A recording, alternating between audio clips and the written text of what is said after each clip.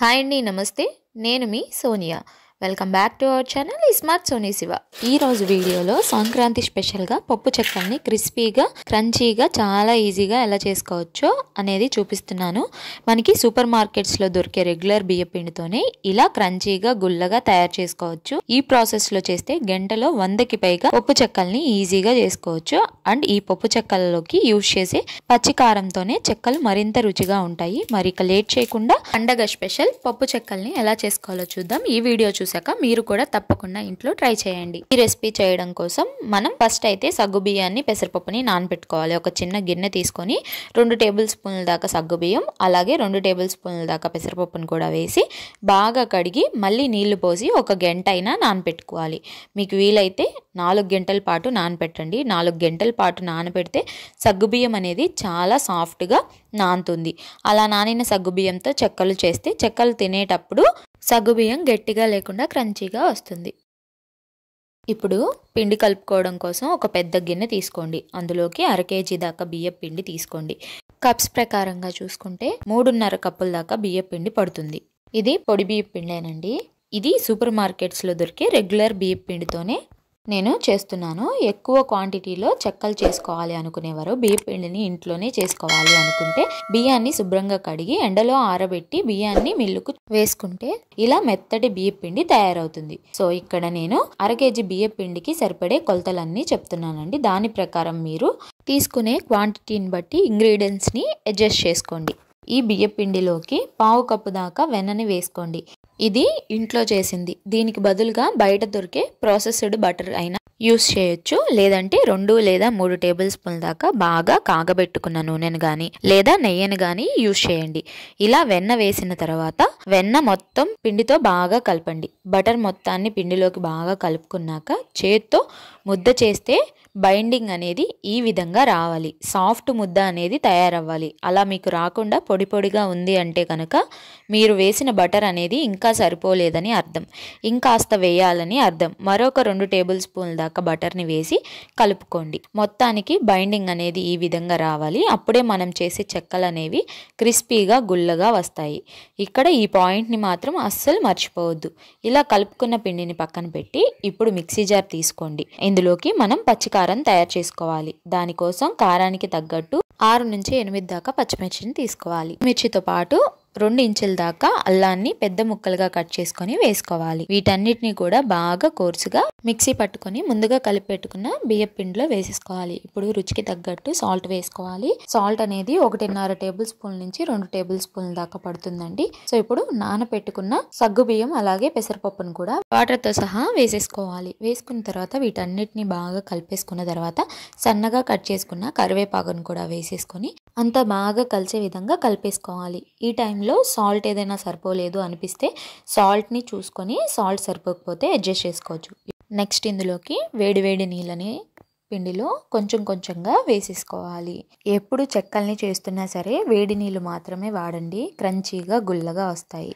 ఇలా కొంచెం కొంచెంగా వాటర్ వేసుకుంటూ వీడియో క్లిప్లో చూపిస్తున్న విధంగా ఇలా పిండిని కలుపుకోవాలి. మనం చెక్కలు చేసుకోవడానికి వీలుగా ఈజీగా చక్కగా స్ప్రెడ్ అయ్యేటట్టుగా కలుపుకోవాలి. నేను వీడియోలో చూపిస్తున్న విధంగా ఇలా కలిపేసుకున్న తర్వాత ఒక కాటన్ క్లాత్ని తడుపుకొని ఈ పిండి పైన వేసేసుకొని పిండిని ఒక 15 నుంచి 20 నిమిషాల పాటు నానబెట్టేసుకోవాలి. 20 నిమిషాల తర్వాత ఈ పిండిని మనం ఇప్పుడు చక్కగా చెక్కలు చేసుకోవచ్చు. చెక్కలు చేసుకోవడానికి ముందుగా ఈ పిండిలోంచి చిన్న చిన్న ముద్దలుగా తీసుకొని ఇలా రౌండ్ బాల్స్లా చేసేసుకోవాలి. అన్ని చెక్కలు ఈవెన్గా ఒకే సైజులో రావాలంటే మీకు ఇక్కడ ఒక చిన్న టిప్. ఇలా గుంటలా ఉండే స్పూన్ని తీసుకొని అన్నిటిని కూడా ఆ స్పూన్ సహాయంతో ఒకే సైజులో ఇలా ఉండల్ని తీసుకొని రౌండ్ బాల్స్లా సాఫ్ట్గా చేసేసుకోవాలి. ఈ చెక్కల్ని 2 వ్యక్తులు చేసే పని అయితే ఒకళ్ళు చెక్కల కింద ఒత్తితే ఒకళ్ళు వేయించవచ్చు. అదే సింగిల్ పర్సన్ చేస్తున్నట్లయితే పిండి మొత్తాన్ని ఒకేసారి కాకుండా ఇలా కొన్ని బాల్స్ లా చేసుకొని వాటిని ముందు చెక్కలుగా చేసేసుకొని తర్వాత నెక్స్ట్ బ్యాచ్ కింద మిగిలిన పిండిని చేసుకోండి. ఈలోపు పిండి ఆరిపోకుండా వీడియోలో చూపించిన విధంగా తడి క్లాత్ వేసుకోండి.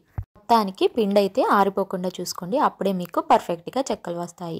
ఇప్పుడు చెక్కల్ని ఈజీగా తక్కువ టైంలో ఎక్కువ చెక్కల్ని ఎలా చేసుకోవాలో చూపిస్తాను. ఇప్పుడు ఇలా ఒక పాలిథిన్ కవర్ తీసుకొని కొంచెం ఆయిల్ వేసుకొని ఈవెన్గా స్ప్రెడ్ చేయండి.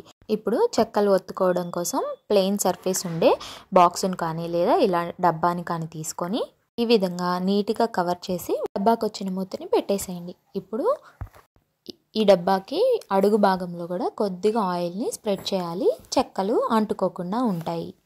ఇప్పుడు ఆయిల్ పూసిన కవర్ మీద కొంచెం కొంచెం గ్యాప్తో మనం తయారు చేసి పెట్టుకున్న రౌండ్ బాల్స్ని ఉంచండి. ఆ తర్వాత ఈ డబ్బాతో కొంచెం జెంటిల్గా ప్రెస్ చేస్తూ చెక్కల కింద ఒత్తుకోవడమే.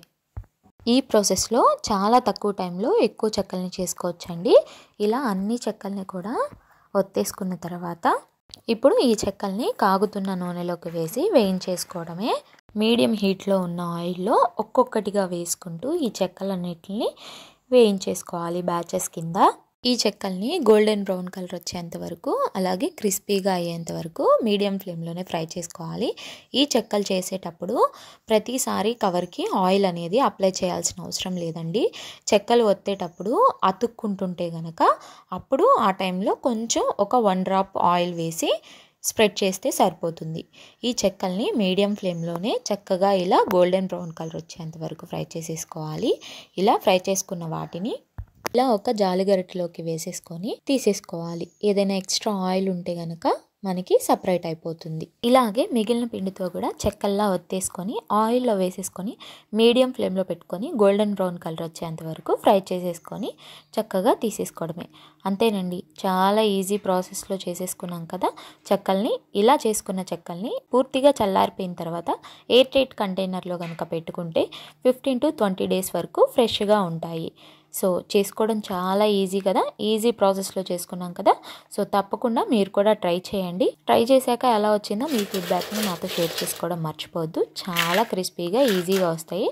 అలాగే ఈ చెక్కల్ని పండగ టైంలోనే కాకుండా ఇంట్లోనే హోమ్మేడ్ స్నాక్స్ లాగా పిల్లలకి ఈజీగా చేసి పెట్టచ్చు. ఫస్ట్ టైం చేస్తున్నా సరే చక్కగా కుదురుతాయి. చూస్తున్నారు కదా ఎంత క్రిస్పీగా వచ్చాయో. సో నచ్చిందా ఈ వీడియో? నచ్చితే కనుక ఒక లైక్ చేయండి. తప్పకుండా మీ ఫ్రెండ్స్ అండ్ ఫ్యామిలీ రిలేటివ్స్కి షేర్ చేయండి. ఇంకా ఇలాంటి ఎన్నో ఈజీ వేలో సంక్రాంతి పండుగ వంటలు ముందు వచ్చేస్తాయి. సో తప్పకుండా వాటిని మిస్ అవ్వకుండా ఉండాలంటే ఈ స్మార్ట్ సోనీ శివ ఛానల్ని సబ్స్క్రైబ్ కూడా చేయండి. ఈ వీడియో అయితే ఇంతే. మరొక మంచి వీడియోతో మళ్ళీ మీ ముందుకు వచ్చేస్తా. అంతవరకు సెలవు. By all.